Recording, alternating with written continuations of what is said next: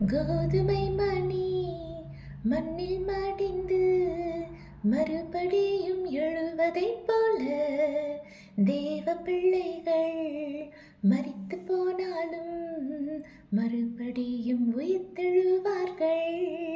கோதுமை மணி மண்ணில் மடிந்து மறுபடியும் எழுவதைப் போல தேவ பிள்ளைகள் மரித்து போனாலும் மறுபடியும் உயிர்த்தெழுவார்கள். நான் கிறிஸ்துவுக்கென்று விதைக்கப்பட்டேன், நான் கிறிஸ்துவுக்கென்று விதைக்கப்பட்டேன். ஒன்றுக்கு நூறாக பலன் தருவேன், நான் ஒன்றுக்கு நூறாக பலன் தருவேன்.